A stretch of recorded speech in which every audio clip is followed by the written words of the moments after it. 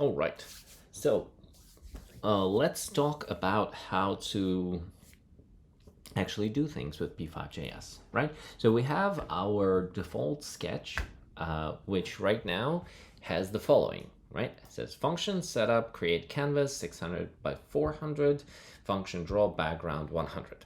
Okay, so what does it do? Let's run this. You get a dark gray rectangle. Okay, so if you want to change the color, you can set the background to be a different value, right? So then you get a different color. If you want to change the size, you could set the canvas to be different dimensions, right? So we can start extrapolating from this. Okay, so these lines actually create certain things on the screen for us. So you can see that create canvas actually creates the area where things are happening, and this background function changes the color. All right, so hopefully you're familiar with JavaScript a little bit. So this entire format is not completely new to you. If it is, I recommend that you go and look up some fundamental JavaScript tutorials, right? But let's look at how this whole thing actually functions. So this is P5js is an environment for creative coding, and as such, it allows you to create both static and dynamic graphic systems, visual systems, right? So static simply means they don't move. Dynamic means that they move and interact with each other and with you and so on and so forth. So let's start with static, right? And so we will do the static today, and then we'll move on to animated and interactive systems later. So this is how things work under the hood, right? So the function setup and the function draw are the sort of like the core fundamentals of P5js. So what I'm going to do, I'm going to copy and paste them into my drawing board. And okay, so here we go. Here's our setup, and here's our draw. And so there's one fundamental notion that I wanted to kind of bring up over here, and that is how's this code being interpreted by P5js? And this is really, really important because it will really help you kind of understand how things work. And also, like, if something is breaking, you'll be able to figure out where it's breaking, and maybe just by the behavior of the program, you'll be able to figure out how to fix it, right? So function setup runs once. So here we go from top to bottom, right? It's going to execute every line of code one by one. So we have this line. So this line gets, executed. Boom. So we create a canvas of 800 by 600 pixels. And then we proceed further to the draw function and the background.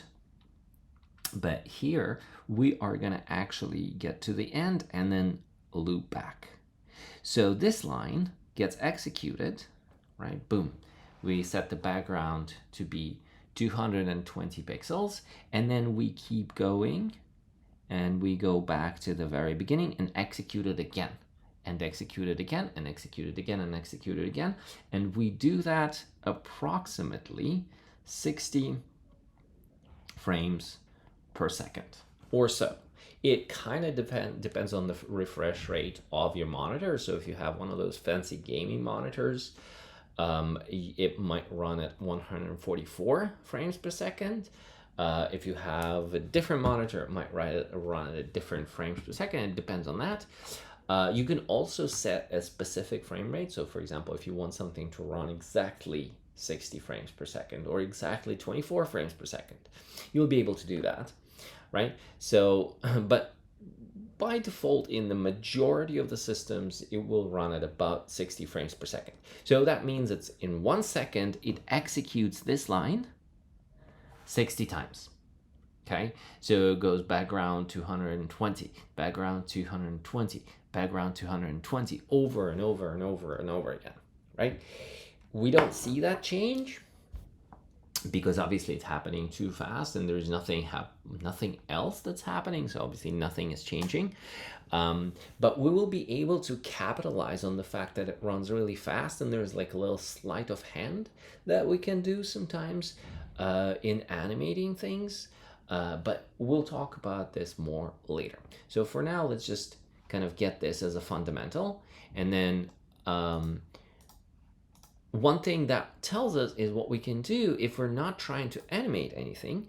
We can just simply take background, move it into the setup function, remove our draw function, and if I stop and run this again, it's going to have exactly the same result, right? Only this time background was set once, and then that's it. Nothing else happened, right? So let's start at this point. So what else can we do besides those two things? A lot of things, actually, otherwise it wouldn't be so interesting.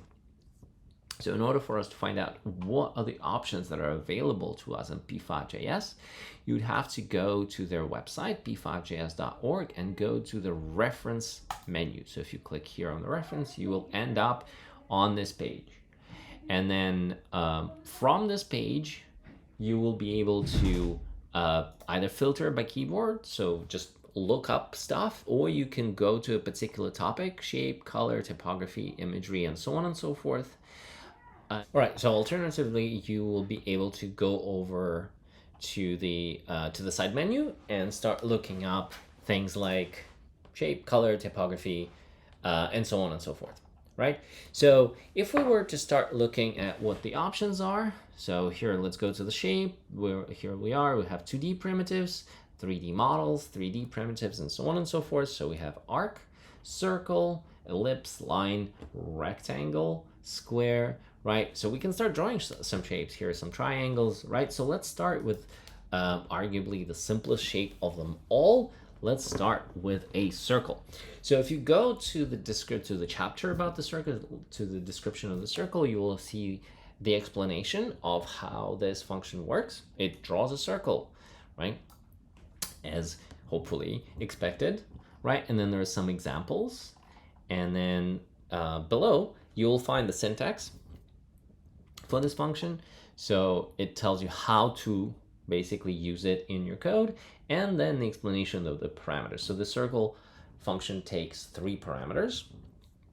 It takes the x coordinate of the circle, y coordinate of the circle, and the diameter. So notice that the x and the y coordinates will signify the center of the circle, but more importantly, it takes us to this conversation about the coordinate system in your P5js sketch, right? So if we go over here and we look at, right, so let's say that we have a rectangle, and that represents our sketch, right? So that's our canvas. So in this rectangle, I want to start drawing shapes. So how do I know where the coordinate system is set up? The x-axis runs, the x-axis runs over here from the horizontally, obviously, from left to right. That is hopefully expected, right? So this is going to be our 0 point on the x-axis, and this is going to be the full width of our sketch. But the y-axis, the vertical axis, is not quite trivial because it runs from the top all the way down to the bottom. So what that means is that the 0 point on the y-axis is going to be at the top, and the full height of the sketch is going to be actually on the bottom. So if we take our sketch as an example, right? So we have an 800 by 600 sketch. So we should be able to then extrapolate and figure out that this is where 800 point lies, and this is where the 600 point lies. And so if we want to find the 400, that will be probably somewhere here on the x-axis, and 400 on the y-axis would be somewhere maybe here. Not quite, but close enough. And 300 is actually going to be the center, right? So 600 divided by 2, and so on. And you can start kind of figuring out the positions of your figures from there, right? So if I wanted to draw the circle in the center, right? So I would figure out, okay, 400, 300, and that would be the center of my circle, right? And so the circle would be drawn around that point, and the third parameter in my circle function would then be the diameter of it, right? So we would go and draw the circle with the diameter of whatever number we supply in the third position. Okay, so let's do that. Let's go to our sketch and let's say circle, and then we'll say 400, 300, and then let's do the diameter of 100. Okay, nice round numbers. We have a circle in the center of our sketch. Fantastic, right? So the first thing you should notice, on top of the fact that yay, we just made a circle, is the fact that it's white. We never specified that it should be white, and it has a black border around it, and we never specified that it should have a black border, right? So obviously there are some defaults in the system in P5js library, but how would you make it not white, right? How would you overwrite this default color and try to use a different color? So let's go back to reference, right? Let's go back over here and start seeing what we have. So you can go back to the top of the reference and do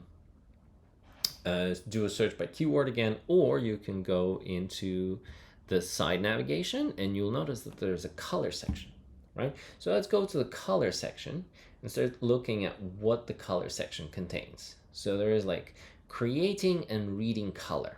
That sounds promising. So we have things like blue, green, hue, brightness, color. Okay, so this looks promising. Okay, what else do we have? Setting color. All right, what's the difference between creating and setting? That's a little bit unclear, but okay, let's look at that in a little bit later. And then there's something called P5.color. Okay, that's not very promising, but let's look at this. Let's look at the color. So it creates a P5 color object. Okay, by default, the parameters are interpreted as RGB values. Calling color to 55040 will return a bright yellow color. Okay, so let's look at the example. Not super helpful, but let's look at the example. Let's just give it a benefit of the doubt and see how we might use this information. So far, very similar to what we've done. We have a create canvas, we have a background, and then we have create the color using the RGB values. So we have color, RGB values, 255 for red, 204 for green, 0 for blue, and then it's all assigned to a variable, right? Hopefully you guys are familiar with what variables are. It's assigned to a variable C. And then we're drawing a square, and this variable C is used in the fill function. So it seems that the color just creates the certain color, but if you want to start using it, it looks like you actually going to need to add that color into something called fill. And that's in fact exactly the case, right? So if you go back and look at what the fill function does, it actually sets the color used to fill the shapes, right? So you can create a color, maybe save it in a variable and then reuse it several times. But in order to create the color for a shape, you're actually going to need to fill it with that color, right? So that's where the fill function comes in. You can, again, going down through all of those examples, and there are tons of examples showing you how you can set the color with the RGBA notation, with the with the hex notation, with the CSS named color, and so on and so forth. Right, so all of these options and all of these parameters are described right here. But fundamentally, you would call the fill function, give it the values for red, green, and blue, right? So the first number will be red value if the color mode is RGB, which is our default, and we'll talk about color modes in a little bit, but the RGB is the default. That's what we're going to go with. And then the green is the second and blue is the third, right? So let's try it. Let's see if we can use something like that. So what if we say fill 255 0 0, right? So hopefully it's going to produce a red color for us. So it does, right? And I can change, let's say, the blue value to be 220. And it produces a fuchsia weird color of whatever, right? So you can continue rolling with this, right? So like you can keep changing your parameters. You can go get a color picker. You can start figuring out what colors you want unless you already know. But it is oftentimes the case that you don't know. What if you want just some color? Doesn't matter what kind of color, right? That's where another very, very helpful function comes in. And that will be, and here I'm going to go back to the reference and I'm going to just search for it. It's going to be a random function. So the random function will return a random number or a random element from an array, right? So if my color is set to the number between 0 and 255, it'd be great if I could use the random function to return a number in that range. And this is in fact what I can do. If you scroll down to the syntax, you can call a random with the optional lower and upper bound, minimum and maximum. So my lower bound is going to be 0 and my upper bound is going to be 255, right? So I'm going to go here and let's say I have this green component, which I can call upon the random function to set it between 0 and 255, okay? So now, every time I run my sketch, my green component is going to be slightly different, and therefore the color that I get is going to be slightly different, ranging from very light pink to maybe scarlet to fuchsia and so on and so forth, right? So this is very, very helpful if you don't have your mind set and you can just, and if you want to just try things out and see what happens, okay? All right, let's start adding more shapes, right? Let's add a rectangle. Let's add a rectangle. So if you remember in the reference, right, in the 2D primitives, we had a rect function that draws a rectangle, and if you go in here, you will see that in the syntax, right, you'll see that we need 4 parameters, x, y, and at least a w, but oftentimes x, y, and h, w and h, right? So x coordinate of the rectangle, y coordinate of the rectangle, and then width and height. So the difference between a circle and a rectangle is that while the circle is going to be drawn from the center, right? So the coordinate of the circle is the center of it. If I wanted to draw a rectangle, it's not drawn from the center, at least not by default. It's going to be drawn from its top left corner. So if I specify the same exact location, 300 by 400 to my rectangle, it would be drawn like that, right? It would be drawn with those coordinates as its top left corner, right? So let's test that theory. Rectangle, and then we're going to say 400 and 300, and then we need width and height. So let's do something like 300 and 250 for the rectangle, right? So let's run this. Okay, so right now, a couple of things you will notice. First of all, the rectangle gets the same color as the circle. And if I run it again, it gets the same color again, right?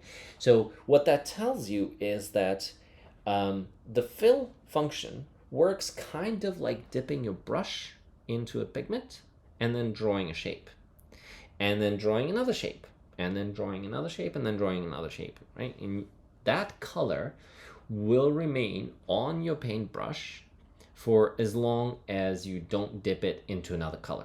It's just gonna keep going.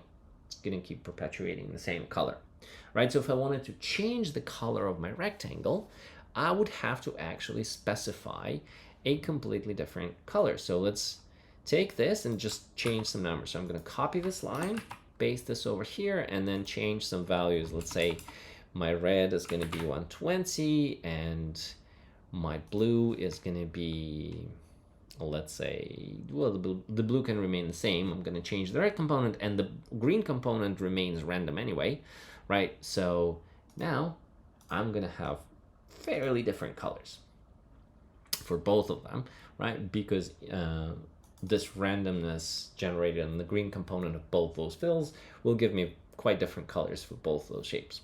Okay, so that's fantastic. That's great. Another thing you might notice about the rectangle is that it overlaps the circle, right? So what that means is that first the program draws the circle because the circle function is called on line 6, right? And then it executes line 6, and then it goes down to line 7, then to line 8 to line 9, and so on. And so since our rectangle is drawn on line 9, it's going to be drawn on top of the shapes that were drawn before. So it's a procedural execution of code. Okay, so there we go. That's something that you are just going to keep in mind because it's going to be very helpful. Okay, and then lastly, one thing you will notice is that we keep reusing these numbers, 300 and 400. And those numbers actually signify a pretty important spot. It's the center of our screen, right? And so processing actually gives you a little help here, right? It presets some values for you. So basically, just like you notice that there is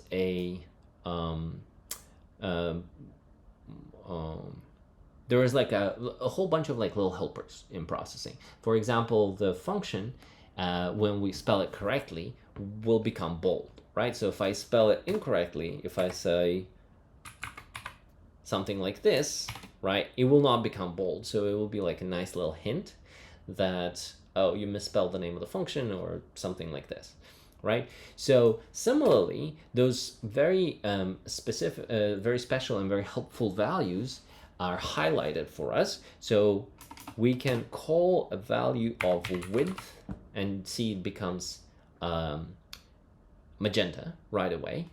And since this is a center point, I don't need the entire width, I just need half of my width. So I can say width divided by 2 or multiplied by 0.5, however you want to call it.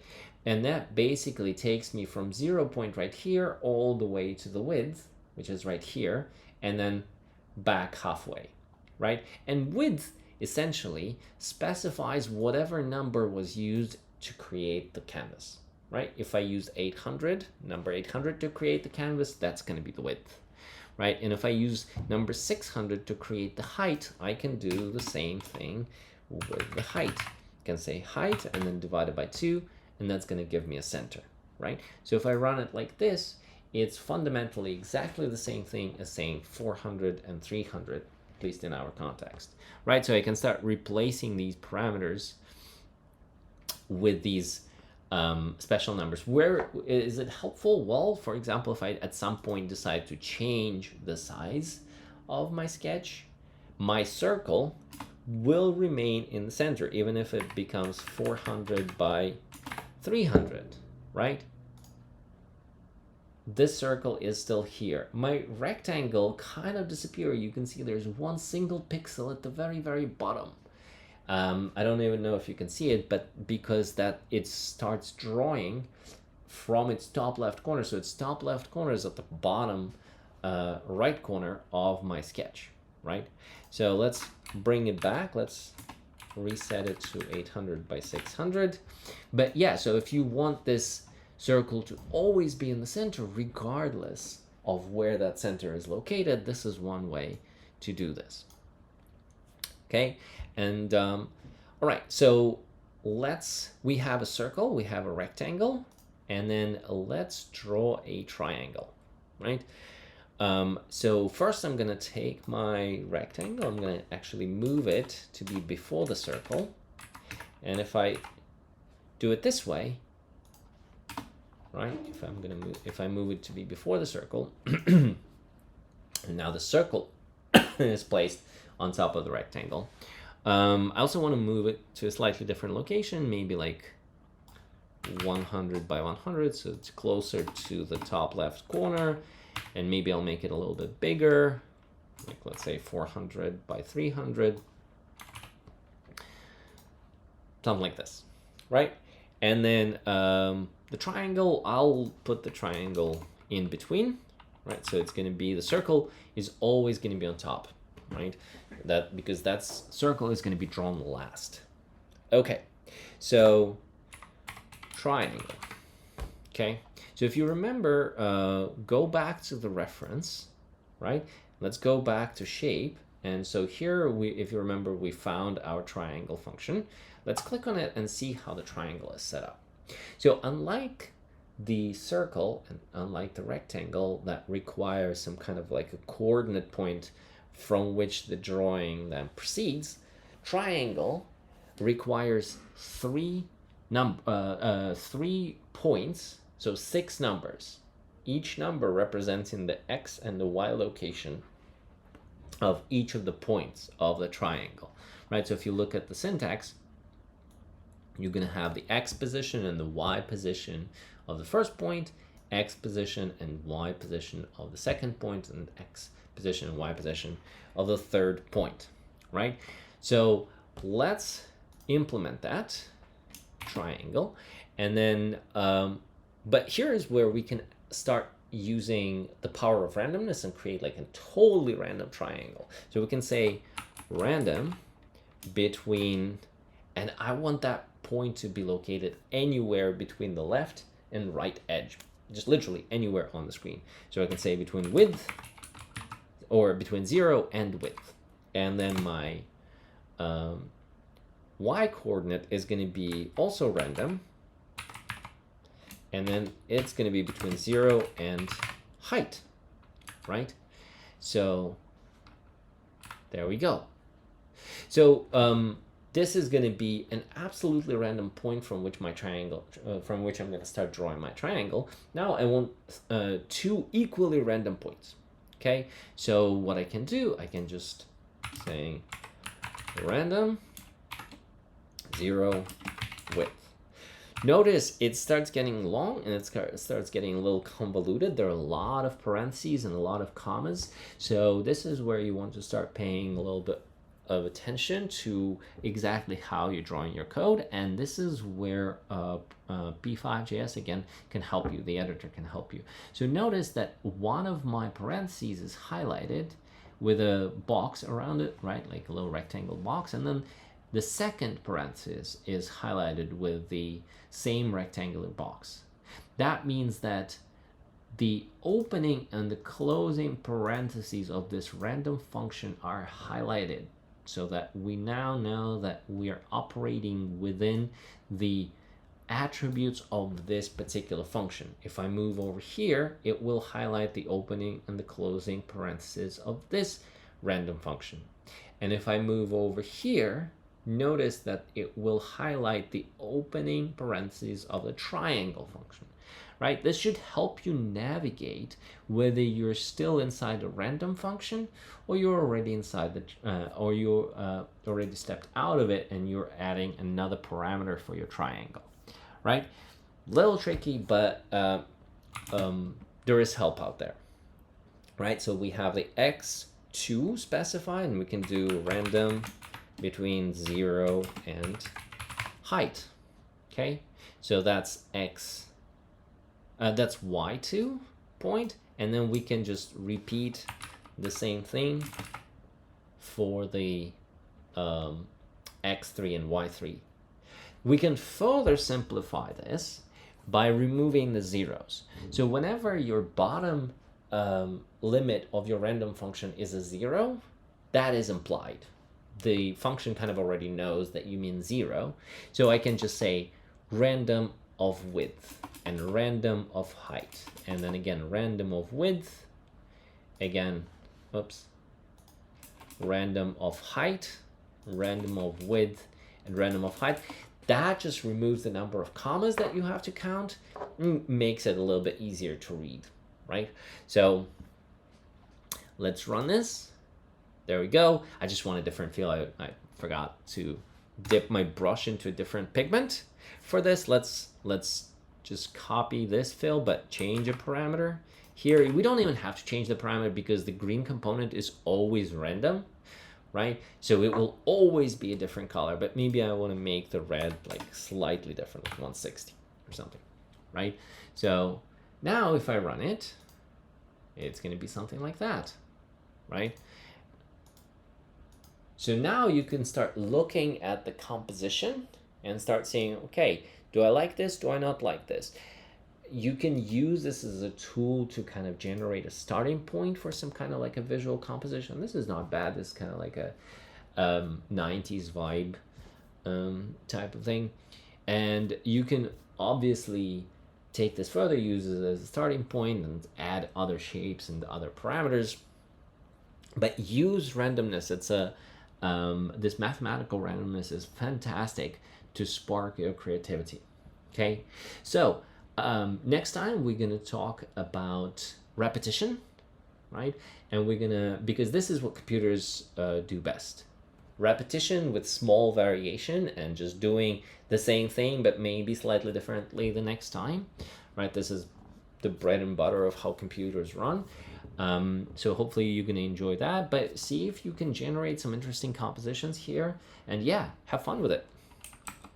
See you next time.